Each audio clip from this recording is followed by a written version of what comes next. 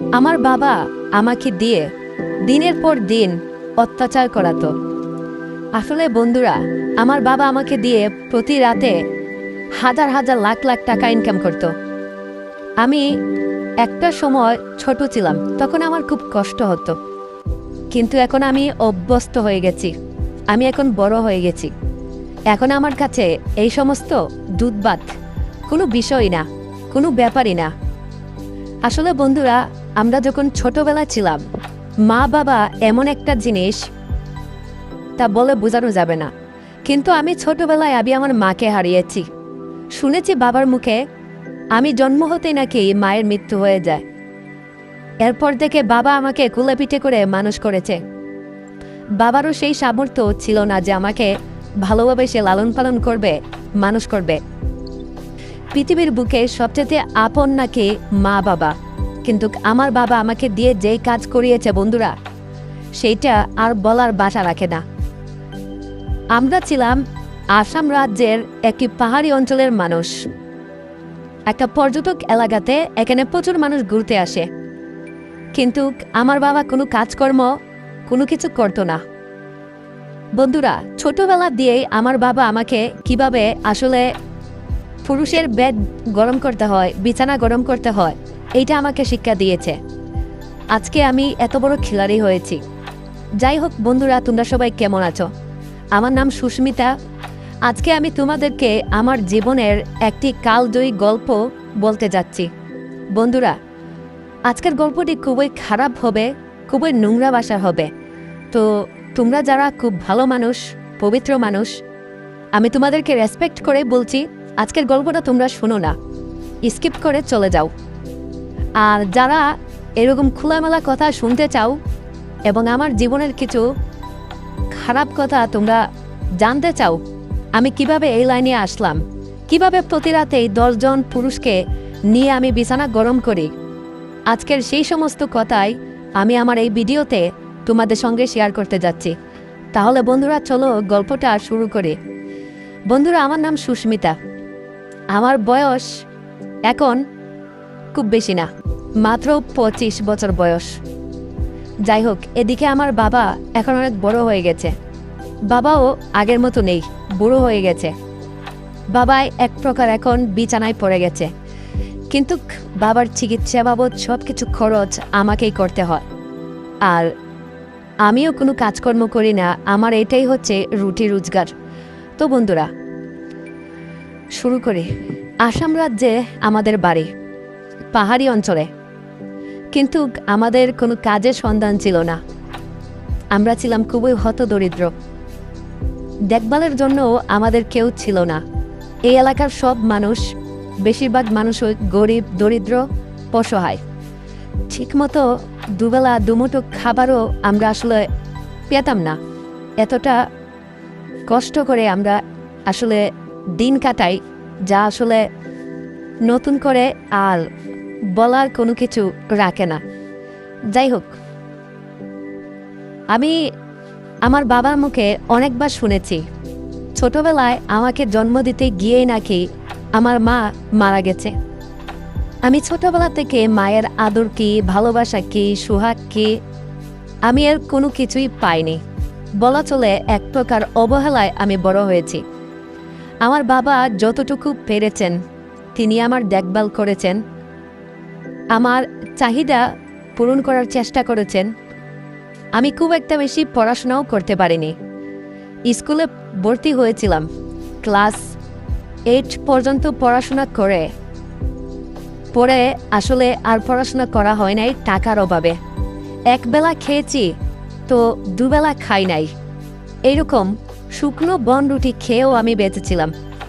আর আমার বাবা, সে আর কি বলবো, সকালের পান্তা ভাত রাতে খেয়েছি, রাতের পান্তা ভাত সকালে খেয়েছে। এইরকম করে আমাদের সংসার চলছিল। আমাদের আশেপাশে অনেক মানুষ ছিল, কিন্তু কেউ আমাদের দায়িত্ব নেয় নাই, আমাদের মুখে একবেলা খাবার তুলে দেয় নাই। এতটা অসহায়, এতটা কষ্টে আমরা দিন যাপন করতেছিলাম। তো বন্ধুরা, আমাদের এখানে বেশ কিছু হোটেল আছে, বেশ কিছু রিসোর্ট আছে। আমাদের পার্শ্ববর্তী এলাকায় পাহাড়ে ঘেরা নদী আছে, বলা চলে পর্যটন স্পট। এখানে বিভিন্ন দেশ যেমন মালয়েশিয়া, থাইল্যান্ড বা আমাদের ইন্ডিয়ান, হ্যাঁ, মুম্বাই, দিল্লি, চেন্নাই বা বিশ্বের বিভিন্ন প্রান্ত থেকে এখানে ট্যুরিস্ট আসে, প্রচুর পরিমাণে ট্যুরিস্ট। পাহাড়, তারপর হচ্ছে নদী নালা, ঝর্ণা, এগুলা দেখার জন্য। আর এখানে বেশ কিছু হোটেল মোটেল রিসোর্টও হয়েছে। আমাদের গ্রামের তৎকালীন সময়ে কিছু মহিলা মানুষ এখানে যেত, তারা রাতের বেলা যেত, সকালবেলা আবার চলে আসতো এবং সঙ্গে 1,000, 2,000, 3,000 করে টাকাও নিয়ে আসতো। তাদের সংসার জীবন বেশ ভালোভাবে চলা শুরু করে দিল। আমি তখন বাবাকে বললাম, বাবা, আমাদের তো আর কেউ নেই, বাবা তুমি যদি কাজকর্ম না করো তাহলে আমরা খাবো কি? বাবা তুমি ওই হোটেলে একটা কাজ নাও না। বাবা তখন একটা রিসোর্টে কাজ নিল। কিন্তু বন্ধুরা, রিসোর্টের যে কাজ, বাবা সেই রিসোর্টের একজন সিকিউরিটি গার্ডের চাকরি নিল, কিন্তু বেতন খুব অল্প, মাত্র 5,000 টাকা। এই টাকা বেতন দিয়ে, মাইনে দিয়ে আমাদের সংসার কোনোভাবেই চলতেছিল না। জিনিসপত্রের যা দাম, কাঁচা বাজার, সবজি, সব কিছুই প্রচুর দাম। আর আমাদের তেমন কোনো জমি জমাও নেই যে আমরা সেগুলো চাষবাস করব। মাঝে মধ্যে পাহাড়ে যেতাম, জুম চাষ করতাম, আমিও পাইলে কিছু কাজকর্ম করতাম, কিন্তু এই এলাকাতে খুব একটা বেশি কাজকর্ম পাওয়া যায় না। আর তাছাড়া এইখানে কাজকাম মনে হচ্ছে আপনাকে কাপড় খুলতে হবে, বিছানা গরম করতে হবে। আপনি যদি কাপড় না খুলতে পারেন, বিছানা না গরম করতে পারেন, আপনি এখানে কোনোভাবেই কাজকর্ম পাবেন না। তো আমি সেইটা পারতাম না, আমার বাবাও সেইটা পারতো না। এভাবেই আমাদের সংসারটা আসলে খুব ঢিলে ঢালেভাবেই চলতেছিল।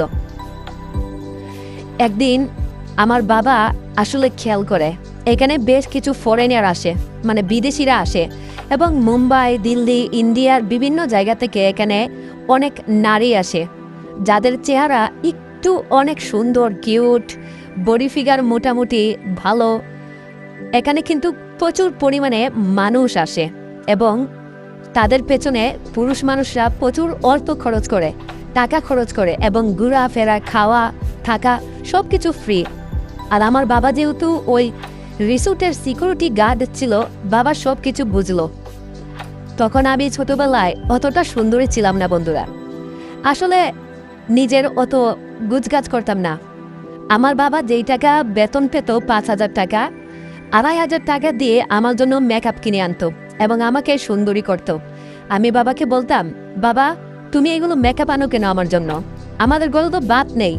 বাবা তখন আমাকে বলল, মারে পড়াশোনা যা করেছিস বাদ দে, শোন, এই রিসোর্টে এক রাত বিদেশিদের সঙ্গে কাটালে, বুঝছিস, রিসোর্টের মালিককে যদি কনভিন্স করতে পারিস, তাকে যদি খুশি করতে পারিস, শোন, এখানে বিদেশিরা আছে, ফরেনাররা আসে, এখানে প্রচুর টাকা পাওয়া যায়, কিন্তু তার জন্য মা তোকে একটু সুন্দর হতে হবে, একটু কিউট হতে হবে, তোর বডি ফিগারটা একটু ভালো করতে হবে, আর তাছাড়া তোকে একটু পারফর্মার হতে হবে। বন্ধুরা, আমি ছোটবেলা থেকে একটু কিউট ছিলাম, তারপরও বাবা আমাকে মেকআপ বক্স, তারপর হচ্ছে বিভিন্ন ক্রিম, মানে অনেক কিছু কিনে দিত আমাকে, যেগুলো আমি মাখতাম। বন্ধুরা, আমি ওই যে রিসোর্ট ছিল, আমার বাবা যে রিসোর্টে চাকরি করত, ওই রিসোর্টের মালিকের সঙ্গে একদিন বাবা সরাসরি আলাপ করে যে আমি ওই রিসোর্টে যাব এবং রিসোর্টের মালিককে আগে খুশি করতে হবে। রিসোর্টের মালিককে যদি আমি খুশি করতে পারি, হ্যাঁ, আসলে আমার এক্সপিরিয়েন্স কেমন বা আমি কেমন কাজ করতে পারি, এইটা রিসোর্টের মালিক আসলে আগে তিনি দেখে। যদি আমি ভালোভাবে কাজ করতে পারি, ভালো পারফর্মার হতে পারি, তখন রিসোর্টের মালিক ওনাদের যে রিসোর্টে আসে বিভিন্ন কাস্টমার, বিভিন্ন ক্লায়েন্ট, তাদের সঙ্গে আমাদের সরাসরি ডিল করে দেয় এবং এক রাত 2,000, 3,000 টাকা ইনকাম করা যায়। কিন্তু বন্ধুরা, আমি যেই রিসোর্টের মালিকের কাছে গেলাম, কিন্তু রিসোর্টের মালিকের কাছে যাওয়ার পর ওই রাতে আমি তো তখন খুব ছোট ছিলাম, ক্লাস 8-এ পড়াশোনা করতাম, তো বুঝিনি তো কতটা ছোট ছিলাম। আসলে কিভাবে কি করা লাগে আমি কোনো কিছু বুঝতাম না।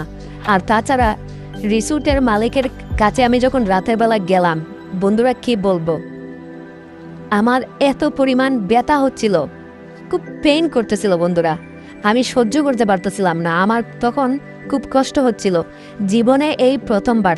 আর রিসোর্টের মালিক, ওনারা তো অনেক টাকার মালিক, ঠিক আছে, ওনারা কত কিছু ব্যবহার করে, বিদেশি জেল ব্যবহার করে, তারপরে ওষুধ খেয়ে আসে। আমি আসলে বন্ধুরা ওই রাতে পারি নাই, আমার প্রচুর পরিমাণে ব্লাড বের হয়েছিল এবং খুব ব্যথা করতেছিল। ওই রাতে আমি কান্না করে দিয়েছিলাম। রিসোর্টের মালিককে আমি খুশি করতে পারি নাই। আমি ওই রাতে আসলে খুব হয়েছিল। সকালবেলা আমি আসলে হাঁটতে পারতেছিলাম না, আমার এমন অবস্থা হয়েছিল। তখন আমি ঘরে ফিরে আসি এবং আমার বাবা সেদিন আমাকে দেখে খুব কষ্ট পেয়েছিল, বাবা কান্না করে দিয়েছিল। তখন আমার বাবা আমাকে বলতেছিল, কিরে মা সুস্মিতা, রিসোর্টের মালিককে কি খুশি করতে পেরেছিস? আমি তখন বাবাকে বললাম, না বাবা, আমার খুব ব্যথা হচ্ছে, আসলে কিভাবে কি করতে হয় আমি তো কোনো কিছুই জানি না, জীবনে এই প্রথমবার করতে গেছি, তো খুব বেশি ব্যথা হচ্ছে আর আমি খুশি করতে পারি নাই বাবা, কি করব? বাবার মুখটা তখন দেখলাম অনেক অন্ধকার হয়ে গেল। আমি বুঝলাম যে আমি ওই দিন রাতে ফেল করে গেছি, কোনো রকম কোনো কিছুই আমি তখন করতে পারি নাই। তখন বন্ধুরা বাবা হাসি মুখে সব কিছু মেনে নিল। এইভাবে আরও প্রায় 2 মাস চলে গেল। আসলে বাবা সিকিউরিটি গার্ডের চাকরি করে তিনি যেই টাকা বেতন পায়, সেই টাকা দিয়ে আমাদের সংসারে আসলে আমরা ভালোভাবে চলতে পারতাম না। আমাদের খাবার খরচ কোনোভাবেই হচ্ছিল না, আমাদের খুব কষ্ট হচ্ছিল। আর ঠিক তখন একদিন আমি বাবাকে বললাম, বাবা তুমি তো মায়ের সঙ্গে এই সমস্ত কাজ করেছ, তাই না? আমার তো বিয়ে হয় নাই। আসলে বন্ধুরা এই রিসোর্টে আসলে বিয়ে করা, আপনি যদি বিয়ে করেন তখন আপনার মূল্য কমে যায়, আপনার দাম তখন কিন্তু কমে যায়। আমি তখন বাবাকে বললাম, বাবা আমি তো এখনো অনেক ছোট, আমার তো বিয়ের বয়স এখনো হয় নাই, তাহলে একটা কাজ করি না বাবা? বাবা তখন আমাকে বলল, কি কাজ? আমি তখন বললাম, বাবা তুমি তো অনেক বড়, তাছাড়া তোমার বয়সও হয়ে গেছে। বাবা বলল, হ্যাঁ। আমি বললাম, বাবা তুমি আমাকে ট্রেনিং দাও না, কিভাবে কি করতে হয়, কিভাবে আস্তে আস্তে কি করব না করব, তুমি আমাকে একটু ট্রেনিং প্রাপ্ত করো বাবা, তারপর আমি তোমার রিসোর্টের মালিককে খুব সুন্দরভাবে সে আমাকে যেভাবে চায় আমি সেভাবেই দিব, তারপর সে খুশি হয়ে আমাকে ক্লায়েন্ট দিবে, তারপর বাবা আমি অনেক টাকা ইনকাম করে তোমার জীবনের সমস্ত দুঃখ আমি সব কিছু ভুলিয়ে দেব। বন্ধুরা বাবা তখন আমার সঙ্গে এই কাজ করতে একটু অস্বীকৃতি জানিয়েছে।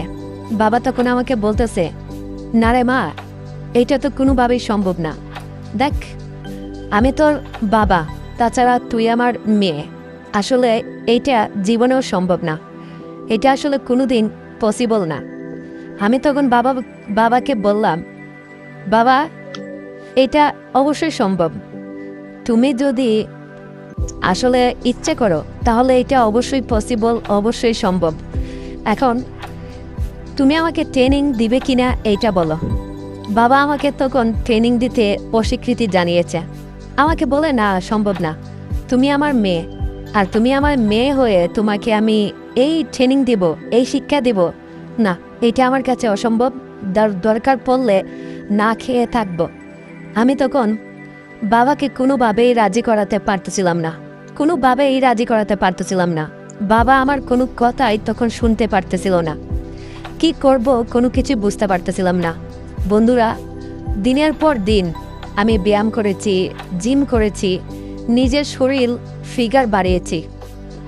একদিন আমি বাবাকে বললাম, বাবা যদি তুমি আজকে আমাকে না শিক্ষা দাও তাহলে আমি মরে যাব। এভাবে না খেয়ে থাকতে থাকতে বাবা আমাদের জীবন অতিষ্ঠ হয়ে পড়েছে। আমরাও চাই বিলাসবহুল জীবন, আমরাও চাই টাকার জীবন, টাকা ছাড়া এই জীবনে কোনো মূল্য নাই। সেদিন বাবা আমার কথায় আমাকে বলল, সত্যি তো তুই অনেক বড় হয়ে গেছিস, যেই মেয়ে টাকা চিনেছে সেই মেয়ে কখনো ছোট হতে পারে না, সেই মেয়ে অনেক বড়। সত্যি মা, তুই অনেক বড় হয়ে গেছিস, আমি তোকে চিনতে ভুল করেছি।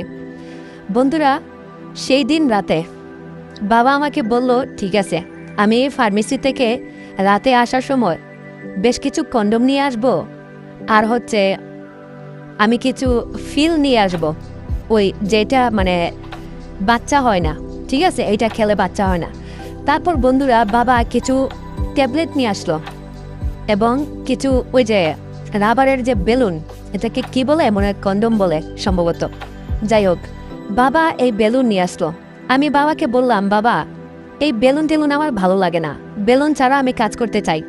বাবা তখন আমাকে বলল, না রে শোন, বেলুন ছাড়া কাজ করলে প্রেগনেন্ট হওয়ার সম্ভাবনা খুব বেশি, আর প্রেগনেন্ট হয়ে গেলে, বাচ্চা হয়ে গেলে তুই তো কোনো বিয়ে শাদী কোনো কিছু করিস নাই, তখন তোর কেরিয়ার ধ্বংস হয়ে যাবে। ওই দিন রাতে বন্ধুরা বাবা ফুটকা পড়ে, সেই রাতে আমার জীবনের একটা অন্যরকম একটা রাত ছিল। সেই রাতটাতে বাবা আমাকে নিজের হাত ধরে কিভাবে কোন স্টাইলে কিভাবে কাজ করতে হবে, কিভাবে কাস্টমারকে খুশি করতে হবে, হ্যাঁ বাবা কোন স্টাইল আমাকে সে সব কিছু খুব সুন্দরভাবে সে আমাকে বুঝিয়ে দিয়েছে, আমাকে শিখিয়ে দিয়েছে। ওই রাতটা ছিল আমার জন্য একটা স্পেশাল রাত। তো আমরা রাত 10টা থেকে শুরু করেছিলাম কাজ, সকাল 6টা পর্যন্ত আমরা কাজ করেছি। এইভাবে প্রায় 3 মাস আমার বাবা আমাকে ট্রেনিং দিয়েছে, এবং বাবার ট্রেনিংয়ে অবশেষে আমি একজন আসল খিলাড়ি হয়ে উঠলাম। তারপর বন্ধুরা আমি ধীরে ধীরে ব্যায়াম করেছি, জিম করেছি, আমি আমার বডি ফিগারও এখন অনেক চেঞ্জ করে ফেলেছি। এরপর আমি হোটেলের মালিকের কাছে গেলাম এবং তাকে ওই রাতে তাকে কোনো কিছু করতে হয় নাই, সে শুধু শুয়েছিল। বাকি যা যা করার বন্ধুরা আমি ওই রাতে সব কিছু করেছি, এবং সে ওই রাতে আমার পারফরম্যান্স, আমার সব কিছুতে সে অনেক বেশি খুশি হয়েছে এবং আমি পাশ করে গেছি। এরপর থেকে বন্ধুরা আমাদের আর কখনো পিছনে ফিরে তাকাতে হয় নাই। এরপর ওই রিসোর্টে ইন্ডিয়ার বিভিন্ন জায়গা থেকে, মালয়েশিয়া থেকে, চায়না থেকে, বিভিন্ন দেশ থেকে অনেক ফরেনাররা এখানে ট্যুরিস্ট হিসাবে ঘুরতে আসতো। তো যারা আসলে ওই মেয়ে নিয়ে ঘুরতে চাইতো বা রাতে পার্সোনাল একান্ত সময় পার করতে চাইতো, তাদের টাকা একটু বেশি খরচ হতো। এরপর থেকে আমি তাদেরকে সার্ভিস দিতাম, এবং তারা যদি 10,000 টাকা দিত, এখান থেকে 40% মানে 4,000 টাকা চলে যেত যে রিসোর্টের মালিক তার কাছে, আর 60% 60% টাকা আমি পেতাম। তো বন্ধুরা এইভাবে তখন আমি আমার জীবনটা অনেক বেশি রঙিন করে ফেললাম। এক রাতেই 6,000, 5,000, 3,000, 10,000ও গেছে কোনো রাতে। এরকম ইনকাম করে আসলে আমি আমাদের অভাব দূর করলাম। চাল, ডাল, রুটি, সবজি সব কিছু কিনে এখন আমরা খুব সুন্দরভাবে খেতে পারি। এরপর আমরা বন্ধুরা দামি দামি কাপড় পরতাম। আমার বাবা দিনের পর দিন এভাবে অসুস্থ হয়ে পড়েছে, বাবার চিকিৎসা খরচ সব কিছু এখন আমি নিজেই চালাই। তো বন্ধুরা এইভাবে আসলে ধীরে ধীরে আমি একজন সত্যিকারের কি বলবো এরকম একজন খিলাড়ি হয়ে গেলাম। কিন্তু এইটা তো আমার জীবন ছিল না, এটা কি সত্যি আমার জীবন? একটা সময় আমি মনে করতাম এইটা আমার আসল জীবন।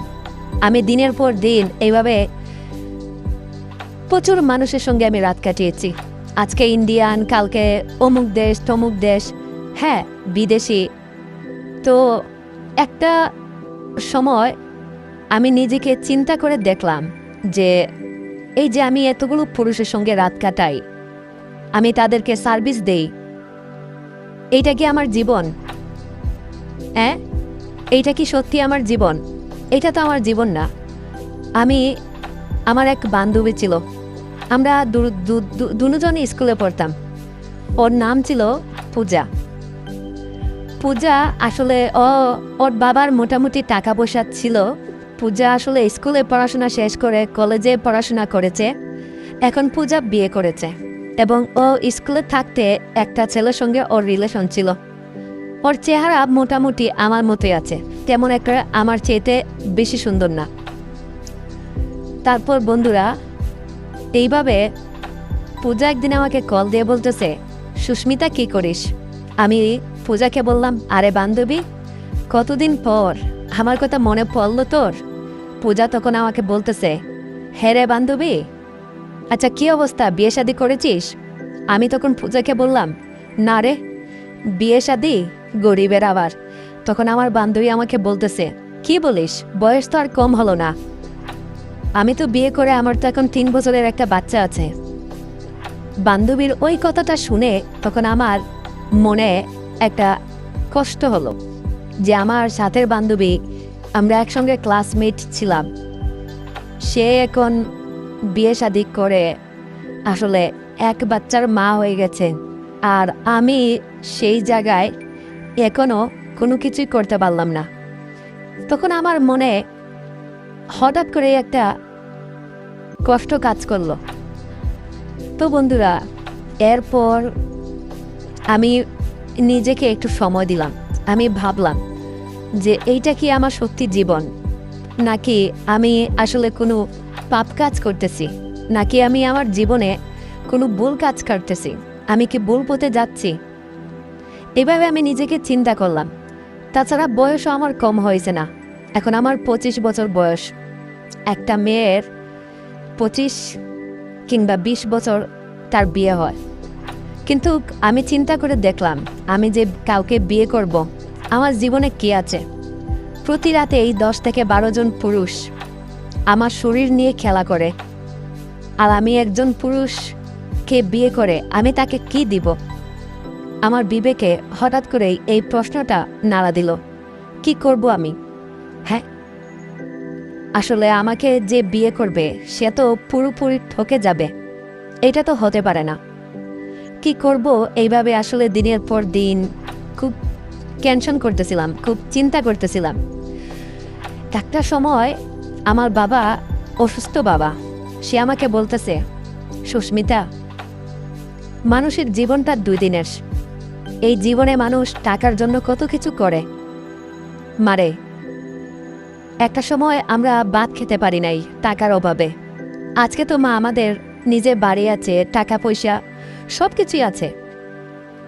মা সুস্মিতা, তোকে একটা কথা বলতে চাই। আমি তখন বাবাকে বললাম, কি কথা, বলো না।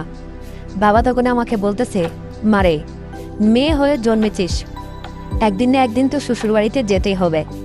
মারে, অনেক তো বয়স হয়েছে, তাছাড়া এই পেশায় অনেক কাজ করেছিস, এইবার একটু নিজেকে নিয়ে ভাব, একটা বিয়ে শাদী কর। মারে, সংসার কর, দেখ আমি বুড়ো হয়ে গেছি, আর কয়দিনই বা বাঁচব, তখন তোর কি হবে। আমি বাবাকে বললাম, বাবা, আজকে 10 বছর ধরে আমি এই লাইনে কাজ করতেছি, আমার জীবনে এখনো কি আছে বলো তো। আমার এই যে শরীরটা, এই শরীরে কিছু আছে এখন, আমি কাকে বিয়ে করব, কে আমাকে বিয়ে করবে। বাবা তখন বলল, টাকা থাকলে কত মানুষ বিয়ে করার জন্য পাগল হয়ে যায়। আমি বললাম, আমি যাকে বিয়ে করব সে তো আমার কাছে কিছু চাইবে, কিন্তু বাবা আমি তাকে কি দিব বলো তো। আমার এই কথা শুনে বাবা অনেকটা ইমোশনাল হয়ে পড়েছে। তারপর বাবা আমাকে বলল, তারপরেও রে মা, বিয়ে শাদী একটা ভালো জিনিস, বিয়ে করতেই হবে, বিয়ে ছাড়া কোনো উপায় নেই রে মা, একটা বিয়ে শাদী কর, দেখ তোর তো একটা ভবিষ্যৎ আছে, তাছাড়া আমি মরে গেলে তোর কি হবে বলতো। বন্ধুরা, আমি ভাবলাম বিয়ে করব, কিন্তু আমার এই নষ্ট জীবনের সঙ্গে আমি কার জীবনটা ধ্বংস করব, আমি কোনো কিছুই ভেবে পাচ্ছিলাম না। বাবা আমার জন্য একটা পাত্র দেখেছিল,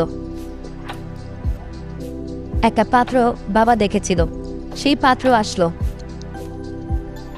পাত্র আসলে আমার ব্যাপারে কোনো কিছুই সে জানতো না। তখন আমি পাত্রকে সবকিছু খুলে বলে দিলাম। ওর নাম ছিল অসীম। অসীমকে আমি সবকিছু খুলে বলে দিলাম, কারণ আমি চাইনি যে আমি কাউকে ঠকাবো, কারণ কাউকে ঠকানো এটা আমার উদ্দেশ্য ছিল না। কেননা সে আমাকে বিশ্বাস করে আমাকে বিয়ে করবে। আমি তাকে বলেছি আমি এমন হোটেলে রাত কাটাই, কাজ করি, সে সব কিছু জেনে শুনে যদি আমাকে ভালোবেসে বিয়ে করতে চায় তখন আমি তাকে বিয়ে করব, কিন্তু আমি কারো জীবন নিয়ে খেলতে পারি না। সে সব কিছু জানার পরেও আমাকে বিয়ে করতে চাইল। তখন সে আমাকে বলল, তোমার চোখটা খুব মায়াবী এবং তুমি মানুষটা খুব সহজ সরল।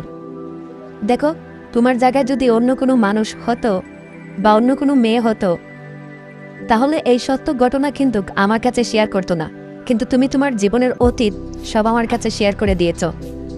সে আমাকে বিয়ে করতে রাজি হলো, কিন্তু বিনিময়ে সে আমাকে একটা শর্ত দিয়েছে।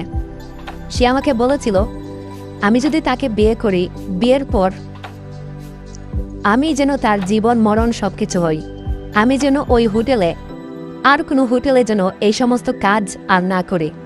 এবং আমি তাকে আশ্বস্ত করেছিলাম, আমি যতদিন বাঁচব এখন থেকে, এইটা আমার নতুন এক জার্নি, নতুন এক জীবন।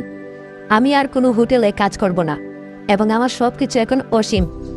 তারপর ও সব কিছু জানা সত্ত্বেও আমাকে বিয়ে করেছে। সত্যি বন্ধুরা, পৃথিবীতে এখনও যে ভালো মানুষ আছে, এই অসীম তার প্রমাণ। সে সব কিছু জেনে বুঝেও আমাকে বিয়ে করলো। জানি না সে আমার মধ্যে কী পেল, তবে সে আমাকে বলেছে আমার নাকি তাকে খুব ভালো লাগে। তারপর সে আমাকে বিয়ে করলো। বন্ধুরা, আমিও ভালো হয়ে গেলাম। সেই খারাপ রাস্তা থেকে নিজেকে সরিয়ে নিয়েছিলাম। আসলে পেটের দায়ে আমরা কত কিছু করি, কিন্তু দিন শেষে যদি আমরা সেইটা তওবা করে নেই এবং আমরা যদি ভালো রাস্তায় ফিরে আসি, তবে সম্ভব। ইচ্ছা করলেই সব কিছু সম্ভব, যদি আপনার লাইফে, আপনার জীবনে একজন সঠিক মানুষ থাকে, একজন ভালো মানুষ থাকে, যে আপনাকে বুঝবে, যে আপনাকে খুব বেশি করে চাইবে, আপনাকে ভালোবাসবে। তো বন্ধুরা, অসীম আমাকে বিয়ে করার পর আমি পরিবর্তন হয়ে গেলাম। এখন আমাদের সংসার খুব ভালোভাবে চলতেছে। তারপর আমরা দুজনে এক নতুন জীবন শুরু করলাম। আর আজকের মতো গল্পটা এখানেই শেষ করতেছি। বন্ধুরা, জীবনের গল্প থেকে অনেক কিছু শেখার আছে। তো আজকের এই ভিডিওটা থেকে আপনারা কী কী শিখলেন অবশ্যই কমেন্ট করে জানান। আর তোমরা কেমন ধরনের গল্প চাও, কোন ধরনের সংলাপ বেশি বেশি শুনতে চাও, চাইলে আমাকে সেইটা কমেন্ট করে জানাতে পারো। আমি আগামীতে আরও সুন্দর সুন্দর নতুন ব্লগ তোমাদের জন্য নিয়ে হাজির হব। তো সেই পর্যন্ত সবাই ভালো থেকো। টাটা।